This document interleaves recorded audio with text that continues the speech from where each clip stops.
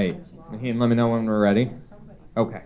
Thank you, everyone, for joining us here tonight. My name is Tim Horgan. I am the Executive Director of the World Affairs Council of New Hampshire.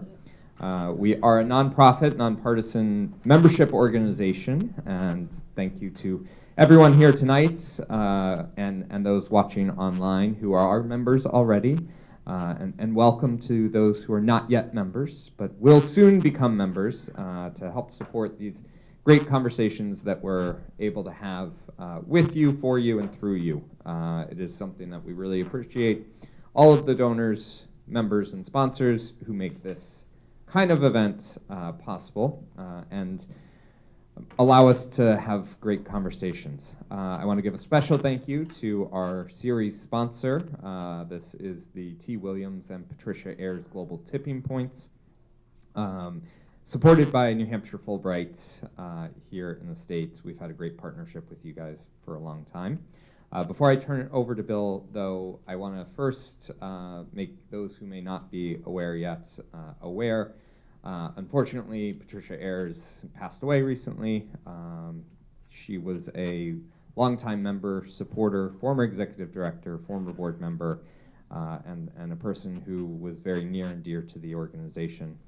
So we are sad at her passing. It was after a long battle with Alzheimer's, and it was shared with me that she did pass peacefully, so that is nice to hear. But she and her family have been wonderful supporters of the organization, outlining or donating a significant fund to help support this series in particular. So we will be keeping her and her family in our thoughts as we move forward.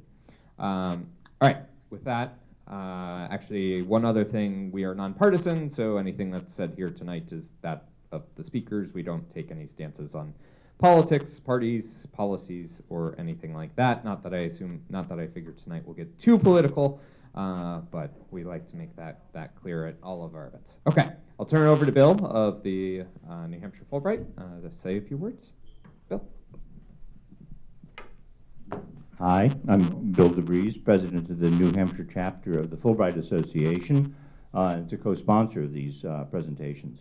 The Fulbright Association is a nonprofit organization constituted to support the Fulbright program, which is the educational exchange program of the United States Department of State. The Fulbright program operates as a partnership between the United States and the local governments in over 160 countries, with funding coming from both the U.S. and from the foreign government. It is an exchange program, so there are roughly equal numbers of Americans going abroad and foreign citizens coming to the U.S. We have about 15 visitors to New Hampshire this year. There are a variety of different Fulbright grant opportunities, grants to conduct independent study abroad, grants to pursue research, a degree or a certificate at a foreign university, grants to teach English in elementary or secondary schools abroad, grants to teach at foreign universities, grants for civil servants or other citizens with special expertise to learn how others' places work or to teach them how we do things. Grantees are often young, just beginning to build a career, but there are many senior Fulbright fellows as well. So, if you've got some expertise, think about connecting with the Fulbright program to see if you can help someone else abroad learn what you know. Closer to home, the Fulbright Association seeks to orchestrate interesting and educational experiences for Fulbright alumni and for friends of Fulbright. We seek to support the Fulbright scholars visiting from abroad, and we seek to engage in activities that will help keep the Fulbright program strong. So we do a little bit of political activism in the sense that we write our congressmen, we write our senators, trying to get them to keep the program strong. So we think that this kind of exchange program is a vital and essential part of American diplomacy. I think it's actually probably the best part of American diplomacy. And so I encourage you to yourself write your congressmen, write your senators, keep the program strong. It's one of the things we do best. Thank you, Bill, and thank you for the ongoing support. We really appreciate your assistance in helping make these possible. And we are helping our summer intern, Lucas, to apply for a Fulbright in Poland, I believe he wants to go back to. So we are very happy to have the partnership and very happy to engage with your like-minded organization. All right, so to tonight's event, we are here to talk about innovative development models for communities in Africa. We're honored to have Ambassador Richard Swett with us here tonight. Full disclosure, board member of the World Affairs Council of New Hampshire, and someone who has had a pretty amazing career if you pull it all together, which I will do for you right now. So he's an architect by training, working in environmental and cityscapes. He was a member of the U.S. Congress from 1991 to 1995 before heading overseas as ambassador to Denmark. He's the co-founder and CEO of Climate Prosperity Enterprise Solutions, and they are doing work in Sudan, Nigeria, Malawi, and parts of China as well, I believe. But he'll be able to tell you more about what they are doing and how they are doing it and why it's important for us to be considering economic development, which is the topic that we will be hearing about throughout this series this fall. So, please, Jack.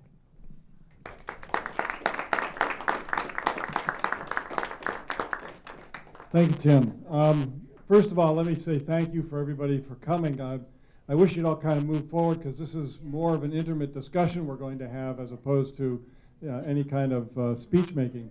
But I am very grateful for the opportunity, and I know for a fact that throughout the membership of the World Affairs Council, on the board membership, and throughout the broader membership of the state, there are a lot of very talented, very interesting people who are doing very good things internationally. And I want to say thank you, Bill. I can remember when I was ambassador of the Fulbright events at the embassy residence were always the ones where you had the best conversations with the most interesting people. And it is a fabulous way for us to learn about other countries and for people in other countries to learn about us. And so that's really the foundation for the motivation of why I am doing this. I started out life as an architect. I ended up being the only architect elected to the U.S. Congress in the 20th century and the only architect as a U.S. ambassador in the 20th and the 21st century so far. Because I served in Denmark from '98 to 2001. But what I came to understand was that if you read the farewell letter that Washington wrote when he left the presidency, he talked about 6 pillars, and the 6th pillar was to engage internationally for causes of peace and harmony. He was not interested in being involved in foreign wars. He was interested in building relationships internationally so that this young country, the United States of America, could go and gain benefit from the knowledge of people all over the world and do it in a peaceful way that made a big impact on our economy and our understanding of the world and how things were conducted at that time. It doesn't seem that we have stuck to that pillar, as you like to call them. But I think what we will do is tonight have an opportunity to talk a little bit about how we might be able to do this kind of soft power in a very difficult place, a place that has had very, very little success with economic development, a place that has had tremendous problems with regard to political corruption and the problems that brings with it, but nonetheless a place that is so wealthy with natural resources and human resources that if we could somehow harness that opportunity, that would make Africa the continent of the 21st century. And that's something that I'm very interested in doing. And I became interested in this As an ex-member of Congress and an ex-ambassador, I serve on observation teams that go in and watch. I was at the Orange Revolution in Kiev back in 2005. I was in Darfur when all hell broke loose in that part of Sudan. Now we're dealing with the same kinds of problems in Sudan, but you'll hear more about that in my presentation. But the fact of the matter is that as I went around the world and looked at these problems and tried to observe the validity of the election process in these countries, I came to recognize that they needed economic help. The problems that they had, whether it was religious, tribalism, or other issues of military strength or whatever, the real problem that I kept seeing was that if there were stable economies in these countries, that there would be a better opportunity for these people to get along and to prosper cooperatively, as opposed to thinking that they all had to either kill off the opposition or at least protect themselves by grabbing everything for themselves. And so that is what lies at the back of my motivation. And it's also a motivation that is not as naive as I may sound right now. I have been doing this for 15 years, and you'll see the struggles that we have had and the reasons why we continue doing it. But most importantly, it isn't going to happen by counting on the faint of heart to carry out these kinds of projects and opportunities. It's going to happen because of, number one, the deep and highly committed relationships between individuals, and I'll talk about that in my presentation. And it'll also happen because these are sustainable opportunities, sustainable communities that can thrive and exist on their own, not because they are subsidized by a government, not because they are subsidized even by private sector interests. They have to be sustainable on their own. And that's the hard thing to get to have happen. And so we're going to talk about those things as we go through this. So that's the background as to how I came to this kind of work. And we will start now by looking at where we will be able to go. Let's see. There we go. So, as I mentioned, I was observing terrible conditions all over the continent. I had been to, as I mentioned, Darfur. I had been to other places. One of them was Malawi. And Malawi is a little country down in the southern and sub-Saharan Africa. And they are the third poorest country on the continent. And that is, do I push a button to bring this back?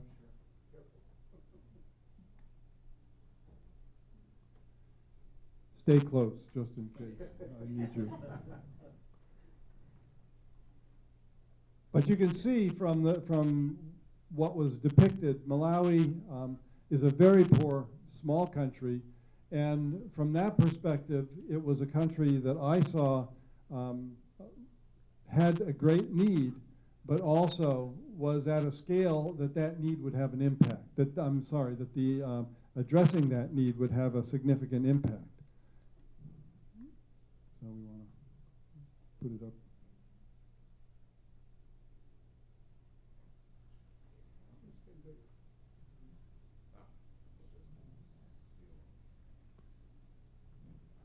Okay, so it won't run the slideshow. Okay. Okay.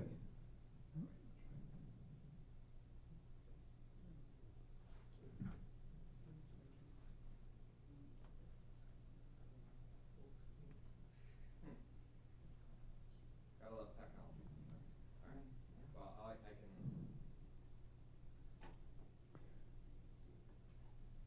I'm just wondering if we bring it up. I have a flash drive that has it on it.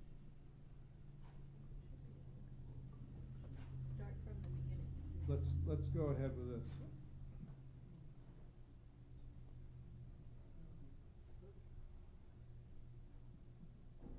So anyway, as I was saying, Africa is impoverished in many, many ways. Economic development is not occurring in Africa as it is, as it has been everywhere else in the modernized world. But for the sake of all the people on Earth, Africa must develop now, because Africa, we will see, there we go, possesses the kind of resources that make food available, natural resources available. All the things that are needed by the world for economic development exist in Africa. In a world where hunger is going to increase because of climate change, Africa has 60% of the unused arable land remaining on the planet, and it also has 60% of the best solar resources on Earth to power smart farms that use 90% less land and water than conventional farms, and no pesticides or chemicals as well.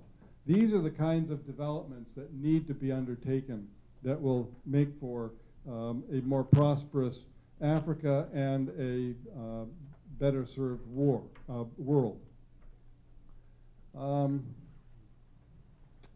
Let's see.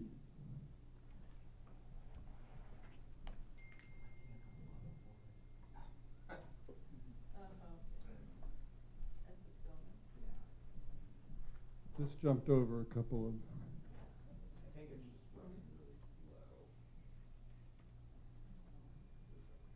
slow. Okay, so that we're done with that. We can move on to the next one. Okay.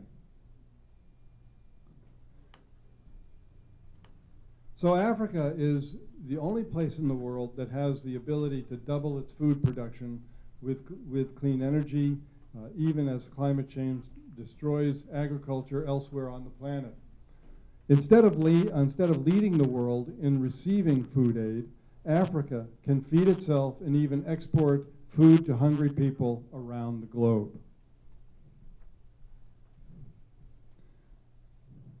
Africa's energy and food potential is well known as in the world, but unfortunately, corporate investment has been minimal.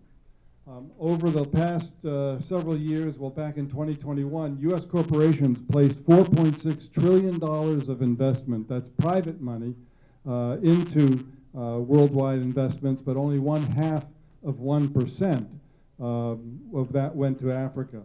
And you might wonder why. Well, it's simply because only 3 of the 54 nations in Africa are credit rated for investment. That's Botswana, Mauritius, and Morocco. The other 51 countries are considered high risk, extremely speculative, or in default with little prospect for recovery. How did Africa get $350 billion in debt? Well, it's a short story to that. Since their creation, the World Bank and the IMF loaned trillions of dollars to the developing nations for many unsustainable projects that hardly move the needle on poverty and development. A lot of those loans were forgiven, but a lot is still needed. A lot more is still needed. The World Bank and IMF were trying to help. They were trying to reverse the consequences of 400 years of colonial exploitation, and took valuable resources from Africa while leaving behind political suppression, economic depression, and institutional corruption. Unfortunately, they failed. Loans are not investments. Loans are debt, and unpaid debt has consequences for development. Standards & Poor's, Fitch, and other credit agencies blame Africa's debt as justification for sky-high risk ratings. That has scared away corporate investment for a long time running. Historically, the unintended consequences of piling mountains of debt on unprepared African nations was they lost the capacity to develop.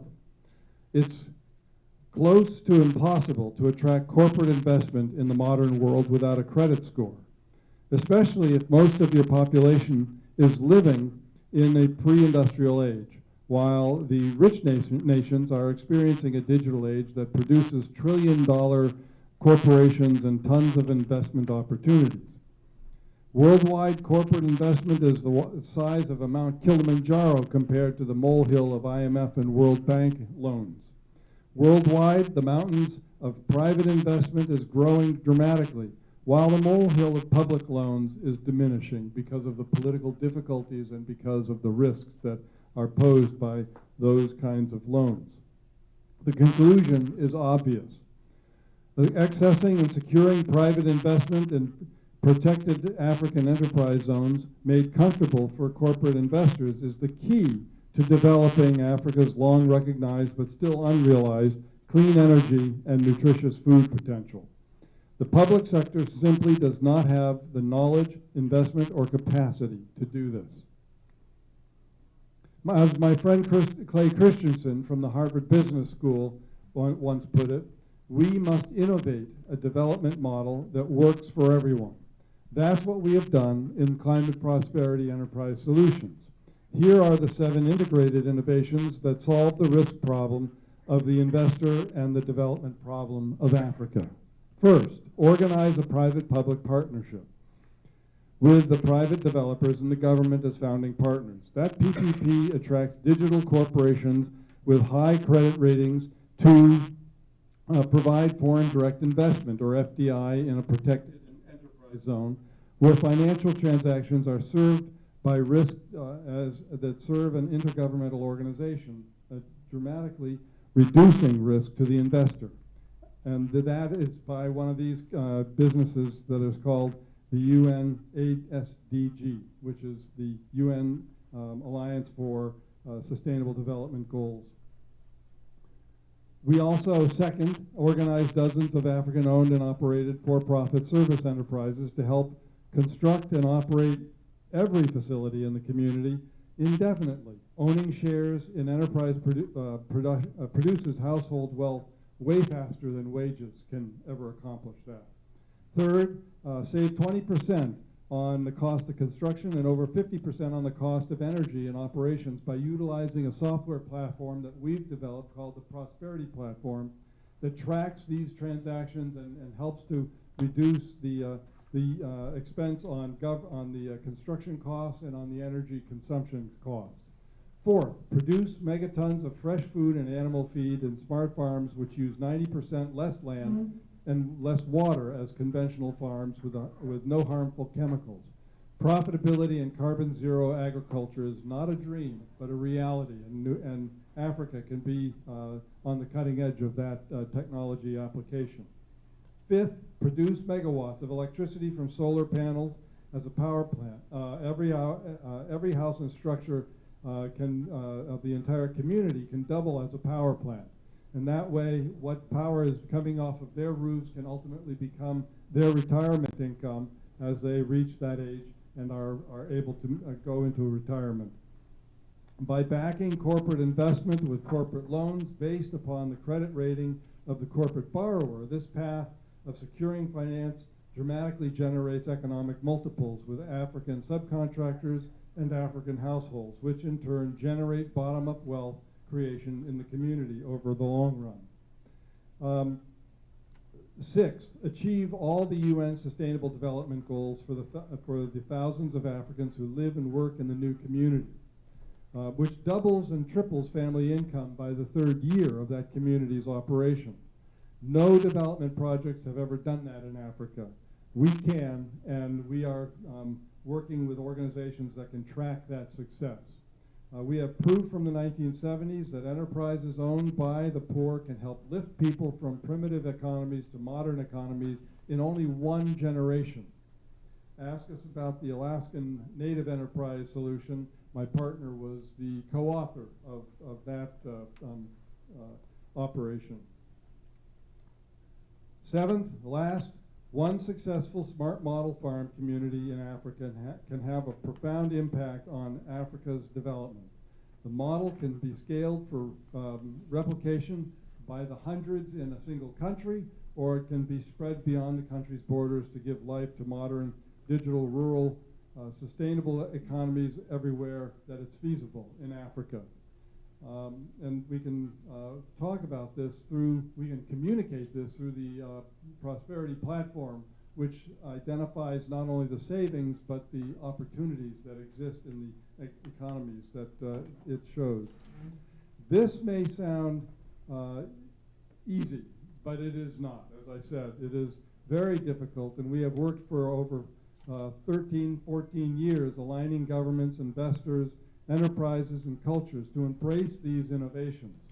No matter how rough the trip, we are not going to quit. As Clay Christensen found, there is no choice. By innovation, that is the only way to create sustainable markets in developing nations. And I'll talk about that at the end of the slide deck, because it is on a cycle that can't allow me to go off script, so I'm going to get to the end first. In Sudan, we're working with the Dahl Group, a $3 billion family-owned business, a wonderful example of innovation, as the way that was described by Clay Christensen. I'll talk about that later at the end of the presentation. In Nigeria, we're working with the Niger state and the new governor there, and we're designing a model community that will show the world how to transform itself from an oil state to a solar state while creating prosperity at the bottom of the agriculture, energy, and tourist economy. And that is being done with Governor Bago in Niger State. And in Malawi, we are working with the biggest and most modern greenhouse food grower in Africa, founded by an Israeli by the name of Nir Guest. And he runs not only 1.5 million square feet of greenhouses in Malawi, but he also has a foundation that rescues and rehabilitates children, primarily young girls, who have been stolen or captured by black marketeers who are selling them into slavery, as sex slaves and other things. And he's doing a marvelous work. Actually, he's brought 1,300 of his Malawian rescuees to Israel to work on the kibbutzes since the attack in October 7 of last year. They are fulfilling the roles of members of the Defense Force, IDF, who are now doing that rather than working on the kibbutzes. So that is something that ties Israel to Malawi and the young rehabilitated people from Malawi into the Israeli kibbutz system. So I'm going to end right now, before going on extemporaneously, by showing you a video of our vision of how these projects and programs are being brought forward. This is actually a video that was done for the president of Malawi 2 years ago, so it's a little bit dated in that respect. But what I hope you'll be able to see is how we pull all of these elements together. And now, okay, let's see, I want to find the...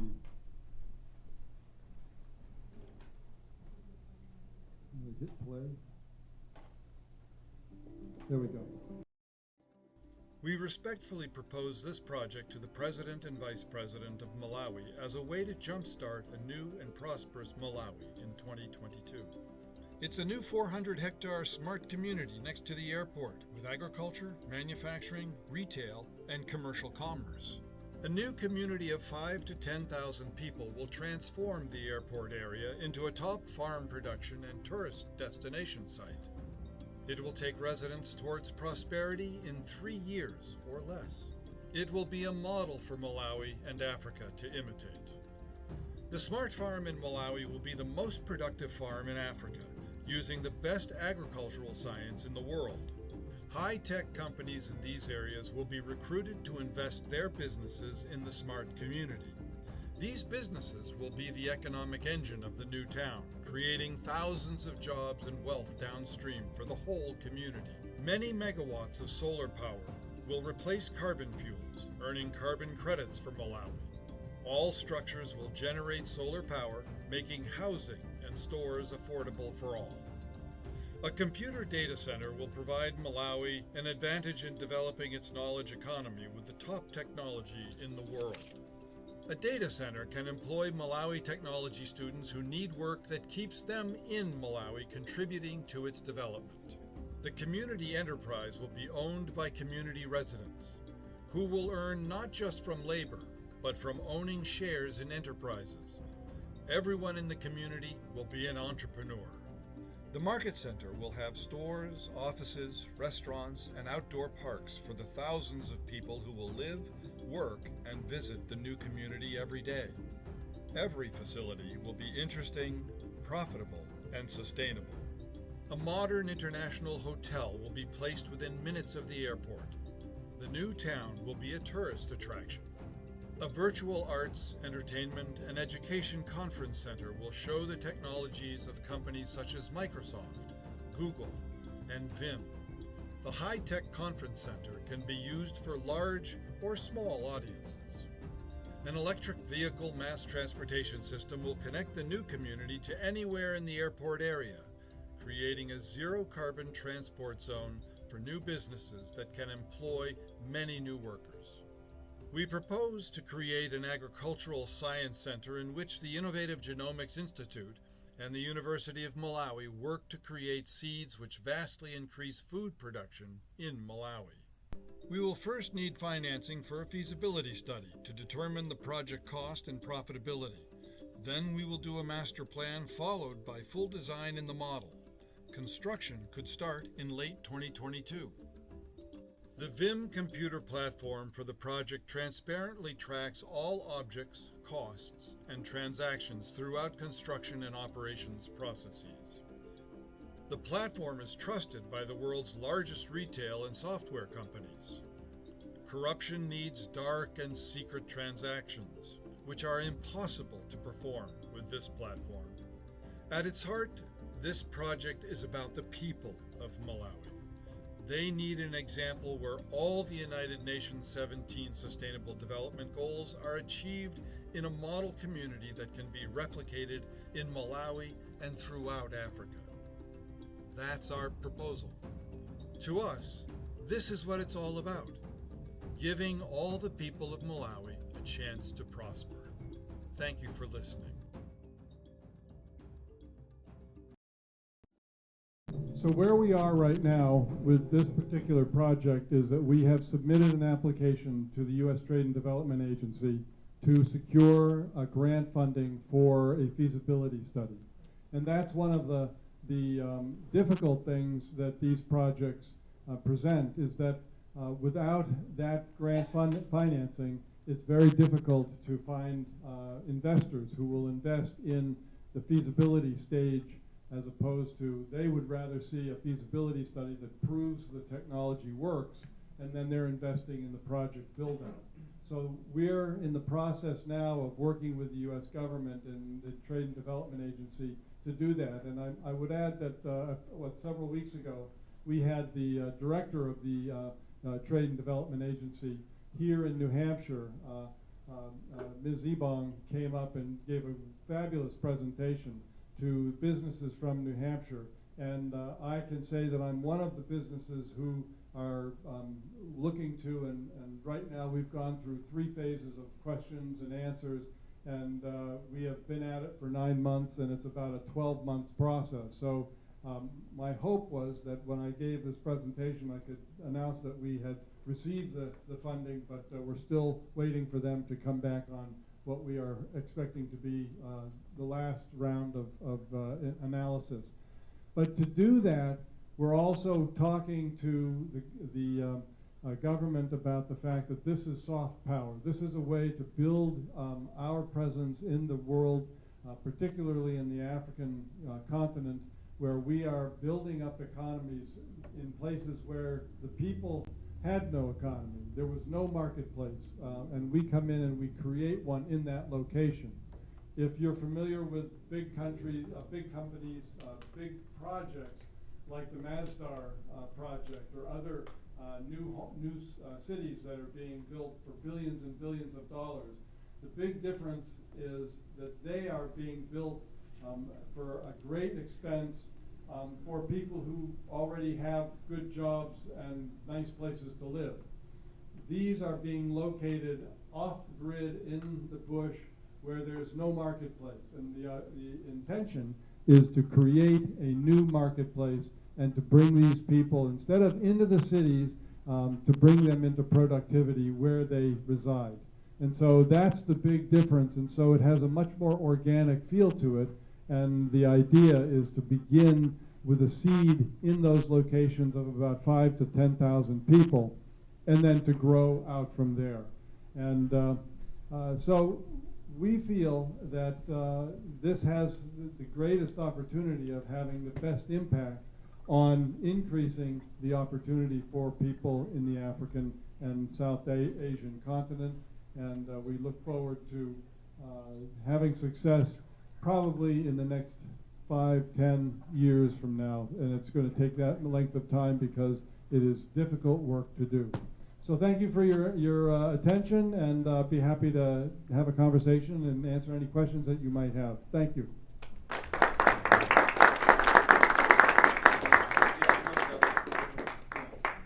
Okay, so thank you all. We would love to get some audience questions, but please do wait for the microphone for our online audiences to be able to hear, and put the microphone up to your mouth like this, because they don't pick it up otherwise, and then we get complaints online, which is good because people think we know what we're doing. So yeah, Joan.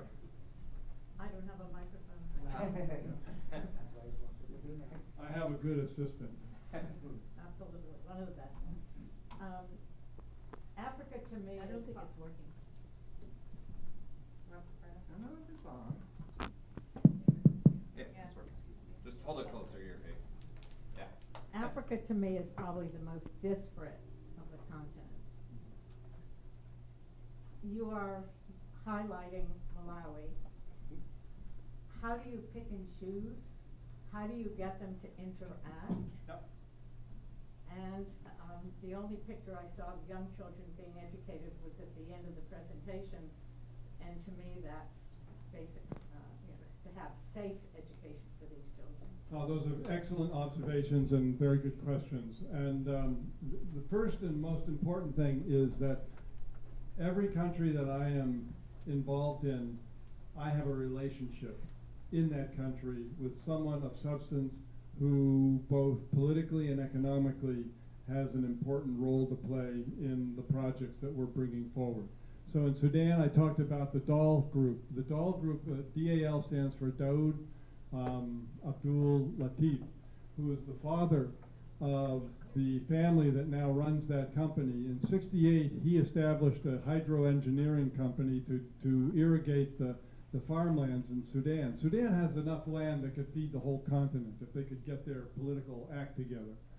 But this family, under the 30 years of sanctions, was able to build a $3 billion company using what Clay Christensen talked about, which was innovation. The innovation that he talks about in that book that I showed is the innovation that instead of making cheap things for rich people elsewhere to purchase, make cheap things for people on the ground to be able to purchase. Food in the form of noodles, flour, dairy products, fish farms. What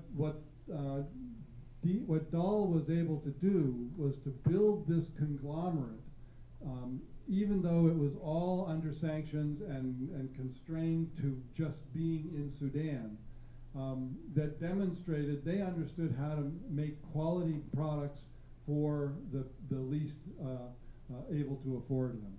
And so that's the kind of innovation that we look for in what we're doing. Every one of the communities that we are making have a healthcare component and an education component. I've traveled all over the continent. I've been in 14 different countries talking to them about telemedicine and teleeducation, but there has to be, within the communities that we build, part of being sustainable is it's not only sustainable jobs, sustainable housing, sustainable education, sustainable healthcare, and those jobs are ownership. So the 17 Sustainable Development Goals of the United Nations, we add 3 more, and they are home ownership, business owners, small business ownership, and community ownership of the large enterprise that is at the center of that community. It is a greenhouse technology in all of them, a smart farm greenhouse, that plus a solar power plant. So those are the things that we're advocating, is ownership and education and community involvement. And I think they address the questions that you asked. Okay, Yeah. Before we go to the next one, I just want to, for our online audiences, if you have a question, you can pop it in the YouTube chat function on our website homepage, or email us at council@wacnh.org, WACNH.org. I'll be checking my phone, so send them in, and we'll get those in the lineup as well. All right, Marcia. My name is Nickel Marshall, and I live in Manchester. If I was a head of state of an African country and I saw this, I'd say, hey, this is great for my country. I want in on this. Have other heads of state or otherwise influential or even somewhat influential people of other African countries approached you and say, what can I do to get involved with this? So I have personal relationships not only with the business owner and individual who has political influence and economic influence in the country. I mentioned near guests, my partner in Malawi, and the Dahl family, the Dahl group family in Sudan. But I have met with the presidents of Malawi and Nigeria, and I met with the 2 generals in Sudan before they went to war with each other 2 years ago. And you could see the war was coming, so we had to make decisions to keep our head low. Dahl has shipped 5,000 of their 8,000 employees into Egypt to protect them. They are operating at a basic level to maintain profitability, but there's no growth, and we're not building any communities with them until this whole problem in Sudan is resolved. But it's relationship driven, and the problem with some presidents in Africa is that they want something under the table before they before they let you come in and do it. And I would have to say that Nigeria is the most corrupt of the countries, and they're corrupt because they have oil. Because oil is easy for a small number of people to control, and so they are using that control to extract favors and bribes and things that are illegal that I can't do, but they're making everybody know that no one is going to progress unless they provide them with their demands. And so what we're trying to educate them into understanding is that there are 2 ways that you can develop an oil economy. One, you can do like Venezuela, or Venezuela is the best worst example. I mean, that was one of the wealthiest countries in South America when they were at their heyday, and then Chavez came in and just destroyed the economy, and he did it by capturing and sitting on and taking all for himself, the oil production in PDVSA. So these are the things that demonstrate what not to do. Or you can take the approach of the United States or Norway, countries that have oil reserves and resources, but who develop in a way that it expands the opportunities to build a middle class. And we're trying to convince Nigeria. We have Zoom meetings on the phone. We have meetings in Abuja. We have meetings in London. We are trying to convince them that if they allow us to use a fraction of their oil revenues to build communities that are not based on oil but are based on solar energy, that they will be able to bridge where they are today into the future and become a leader in that capacity. It's not easy. We're going to go to Peter first and then you. Thank you so much.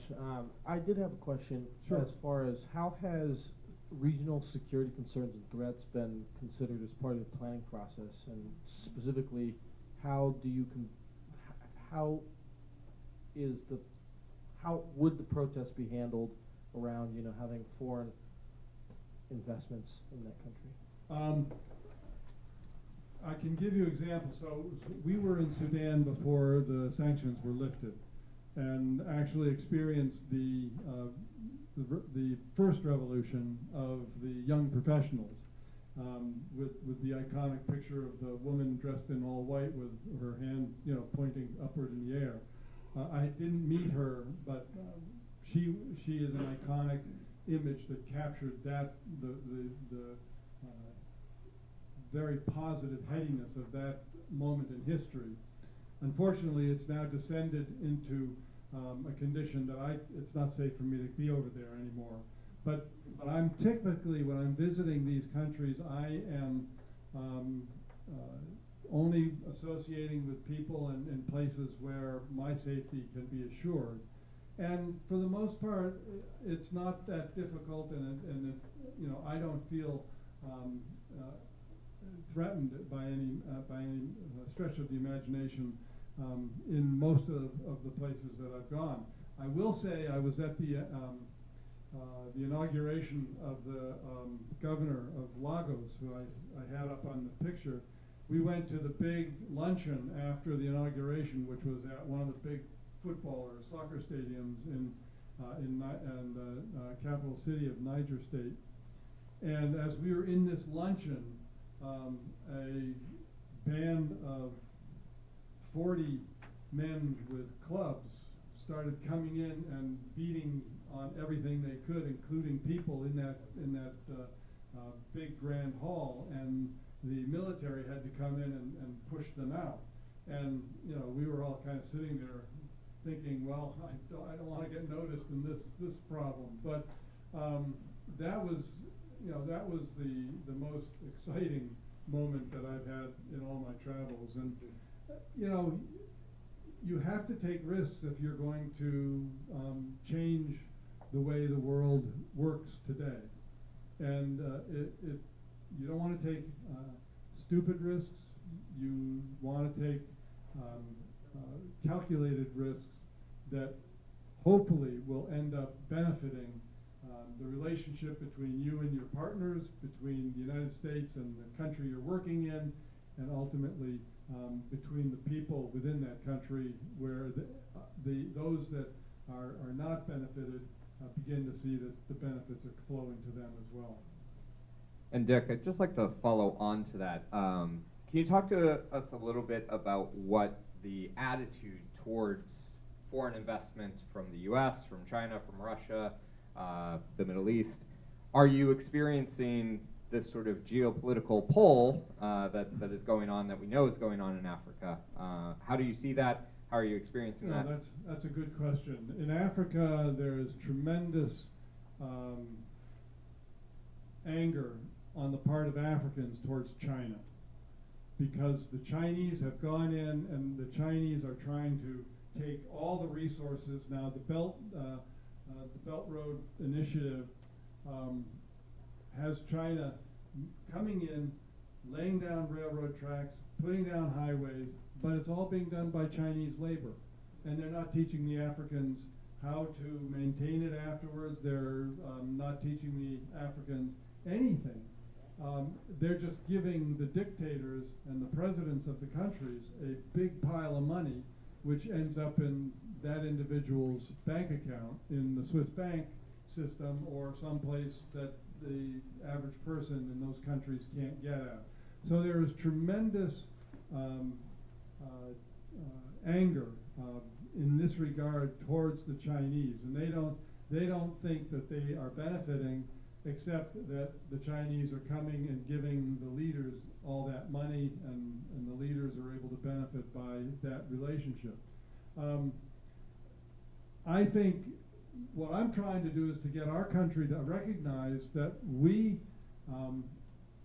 we can do a better job if we help teach, the old saying, you don't want to give a person a fish if they're hungry for a day. You want to teach them how to fish, and then they'll be satisfied for the rest of their life. We, as the United States, don't have the kind of money that China is throwing at Africa, but if we can build projects that empower people to begin to be able to sustain themselves, then we might be able to capture some of that anger and some of those people that are so dissatisfied with what the Chinese are doing, and ultimately let us into their countries. The problem that I have is that our agencies in the United States government are more interested and more focused on us purchasing U.S. goods than they are on us developing relationships that will allow us to do business in new markets that are created in Africa by the work that we're doing. And I'll give you just one quick example.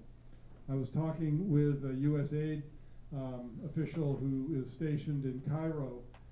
He is in charge of all of Northern Africa. And I typically don't work with USAID because it's a top-down funding mechanism that I already described to you what happens when the money comes down from above. Our development model is a bottom-up model, and we try to put the money down on the ground where it has the most power and the ability to help people. Anyway, when he said to me that he was so disgusted with what USAID was doing because in Sudan, we're talking about how do we grow food in Sudan for the starving Sudanese, because right now there are 10 million people that don't have enough food, and Sudan has the best dirt in the world. They could grow food for all 10 million in one season, and so we're talking about this, and he says to me, I can't stand it when USAID sends over 20 harvesters and they just sit in the field and rust because nobody knows how to run them, nobody knows how to get gasoline to them, nobody knows how to repair them, and besides they're way too big for the kind of crops that are being grown. They can't harvest what is being grown in Sudan. So the USAID objective was achieved. We purchased $20 million worth of harvesters for Sudan, but the goal was a failure because those harvesters only helped the manufacturers at International Harvester or at John Deere. They had no beneficial impact on the ground in the country where they ended up being shipped to and rusted in the field. And that's the problem that we're dealing with. Yes, thank you, Ambassador. I have lived and worked in Africa for 42 years, starting with the Peace Corps. I've worked for the UN, I've worked for USAID as a diplomat, and most recently I spent 4 years in Liberia on a USAID project. Currently, I'm working on 2 USAID projects in Africa, one to increase digital democracy, and secondly, on a democracy, and USAID has USAID has learned from some of its mistakes, and it's a new policy. I hope you can correct me that I need to know what these lessons are. I think that USAID has become, they've learned from some of the mistakes that you just referenced. But my question for you is, this is a great idea. It's a great model. I think it's going to be really important to look at the feasibility design, because you talked about it being bottom up rather than top down. I think it needs to be both. You need to be working but we have with to have the government cooperation. as well. But my question is, how is the community involved even in the design of the feasibility study? If there's one thing I've learned after being in Africa for 40 years, working in Sudan, actually I worked in Sudan for 6 years, and I was on the disaster assistance response team in Darfur. So I have worked in these places under extremely dangerous conditions. What I want to ask you is, how is the community actually being involved? And not the cronies of the leadership, but the actual community on the ground. You know of which you speak. So, what we do is we first do a survey. We is not some old white guy. We train people in the country, in the community, on the ground, and we conduct surveys of 1,000, 5,000 families. However many we can, we do. Those surveys are questions that number in the hundreds, from 150 to 300 questions. Those questions have two purposes.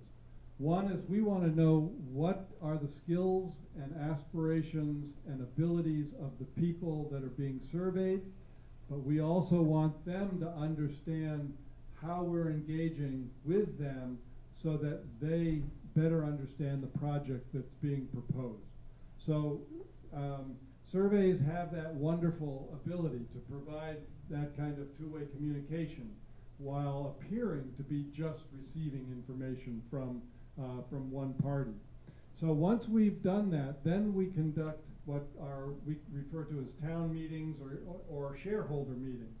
Because everybody in this community is going to own, as you saw, is going to own a share in the businesses that are being operated in this community. Well, those shareholders need to know how those businesses can be incentivized or can be run to be profitable. And so those shareholder meetings are conducted to engage the population.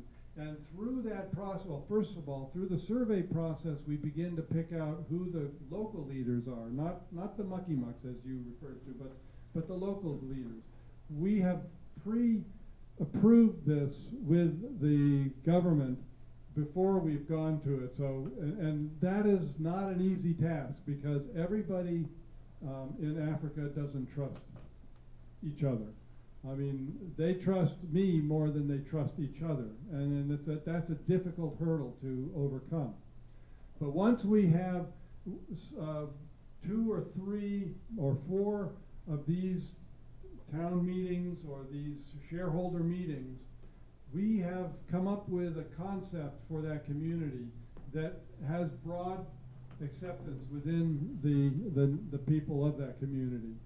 And so that's the process. Now, what we don't say is we don't say that we're teaching these people how to engage in democratic decision making. We don't say that we are building a capitalist economy.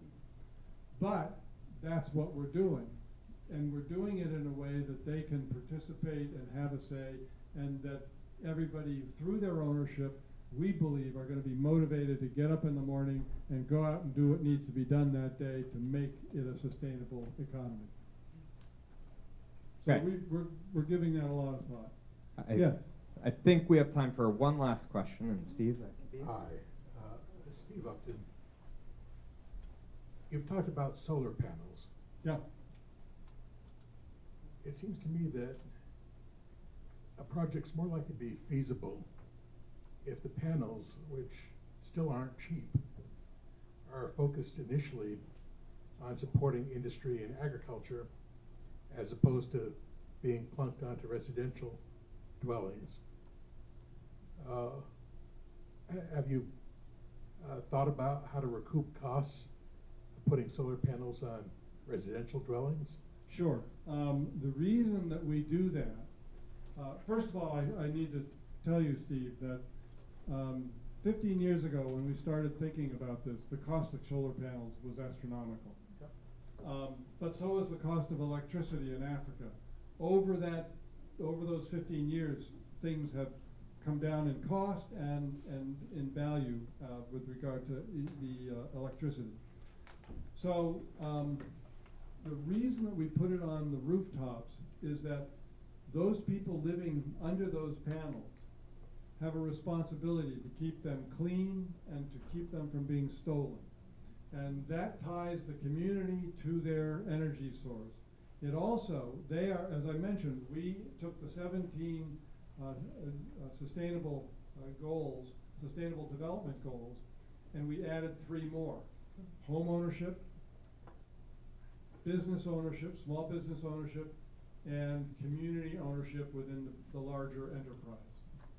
The reason that we added those three ownership goals is that it ties the family in that home to that home and the panels on the roof. When they finally purchase that house after 15 years of lease payments or mortgage payments, however the financing is done, what that roof produces becomes part of their pension for retirement, which no one in these communities has ever heard of or ever had. So we are trying to create the connection, same to the question that you had asked over here, that without that connection, people are not going to take care. They're going to, what we've found is in housing, if you give someone a home but no job, they're going to start cannibalizing the home. They're going to take the copper pipe out. They're going to take the copper wire out. They're going to just cannibalize it and go down to the local junkyard and get some cash so they can buy some food to put it on the table. But if you tie that down, we go back even more basically and say the first thing we're going to do for you is we're going to create jobs. You may have to live in a grass hut while the first few years of your job are operating, but that job is important because we've got to be sustainable with that economic activity. And then we'll get around to building homes, we'll get around to building out the community infrastructure, but we are making decisive and prioritized decisions so that we can ensure that this is a profitable enterprise. And I'll close with one thing that has been going on with our conversations with the U.S. Trade and Development Agency. They hire advisors to look at the applications and give judgment on what those applications, what they think those applications do. As I mentioned, we're in our third level, or our third round of analysis, questions and answers and analysis. At the end of the second round, our advisor, who are not TDA personnel, but they are a hired advisor group of engineers who are looking at these projects. Every time we show this project to someone, the first thing out of their mouth is they say, no one's ever done this before. And we say yes, but we don't want to hear you tell us that. Let's figure out how we can get it done. It has been actually done in Alaska, and you can look that up. My partner, Michael Rowan, was the one who introduced the tribal corporations of Alaska that worked with corporate America to build these companies that have moved the Alaskan tribes from near poverty or below poverty level hunter-gatherers to middle and upper middle class citizens because of the way that this whole thing was conducted. So the fact of the matter is that we are creating an opportunity for people to grow and to manage these businesses in a way that they would never have obtained the opportunity to do or the education to do. And over the course of 1 or 2 generations, ultimately, at the end of the 15-year lease, they'll own the home, they'll get the income from the panel on the home, and they'll basically own the community themselves. And those of us who had the initial idea to help build this will be bought out on a pre-arranged formula that is based on market performance. All right, well, thank you everyone for joining us here tonight. Please help me in thanking Ambassador Swett for sharing his insights, his experiences. Thanks so much. We will have a few announcements of events coming up. Actually, we're going to be announcing a fully virtual event for next week on Russia's influence in the Sahel region of Africa. So you'll be able to check that out online next week, next Wednesday. Be on the lookout for that. Probably tomorrow we'll get that one up on our website for people to register for.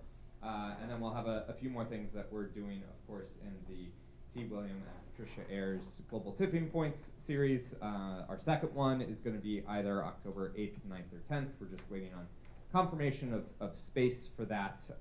So be on the lookout for that as well. And then we'll be running a few more things throughout the end of the year to continue these great conversations. So thank you again, everyone, for joining us here tonight in person. For those who have joined for the online, to Felix Newton, our newest YouTube subscriber. So thank you for joining us. Thank you, everyone, and we look forward to seeing you in the future. Have a great night.